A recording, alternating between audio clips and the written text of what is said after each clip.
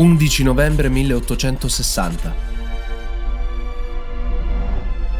Mia amata Elvira, perdonatemi se non vi ho scritto prima, ma la scorsa notte giunsi come immerso in un sogno di nebbia in questa città di alte torri merlate. Stamane invece, ancora timido il sole, fui destato da una sonora bussata. Era Emilio Tezza, uno dei nuovi colleghi presso l'università. Si è presentato come un novello Virgilio e mi ha condotto di buon'ora lungo gli infiniti sentieri porticati di questa Bologna, che sarà la nostra casa. Anche qui, come da noi in Toscana, rinvigorisce il cuore la vista della fiera e umile gente che ha finalmente potuto ricondurre il suo destino sotto una degna corona, quella di Sardegna. Che si sia davvero segnata la fine, con quel tratto di penna plebiscitario, del secolare dominio corrotto della Chiesa, che sia davvero giunto il momento della fondazione di un unico Stato sotto il quale il popolo italico si possa ritrovare fraterno. Noi non possiamo fare altro che crederlo e lavorare assieme, uomini e donne, affinché il futuro ci riconduca alla libertà dei nostri antichi padri, il cui diritto proprio qui, a Bologna, venne riesumato nell'epoca dei comuni.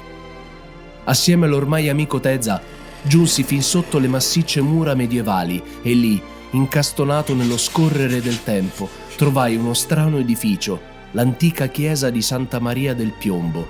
Anch'essa, come l'Italia tutta, ha ceduto le sue clericali vestigia al nuovo assetto laico del mondo.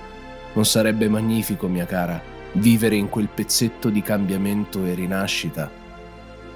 Proseguendo il cammino, la mia guida mi mostrò la nuova sistemazione in Palazzo Poggi, le segreterie, gli uffici, le aule e infine la solenne biblioteca. Passando per le scalette secondarie e i corridoi angusti, mi son sentito ancor più sopraffatto quando sfociai inavvertitamente nel grande invaso di quella basilica del sapere. Mi osservavano dall'alto i maestri del nostro credo, Omero, Platone, Cicerone e tanti altri riportati in vita dalla locale maestria fittile di Tadolini, Balugani e Scandellari. Sotto di essi, le scansie lignee di Ercole Lelli ospitano migliaia di volumi, vera medicina dell'anima.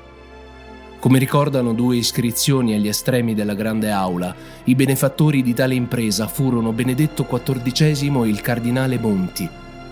La Chiesa qui offrì molto altro, non certo spontaneamente, tanto è vero che giunsero ricchi apparati e interi patrimoni librari dai conventi soppressi dopo la discesa del Bonaparte.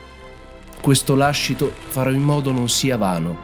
Il compito è tra i più ardui, poiché l'università versa in condizioni precarie e la mia cattedra non conta alcun iscritto.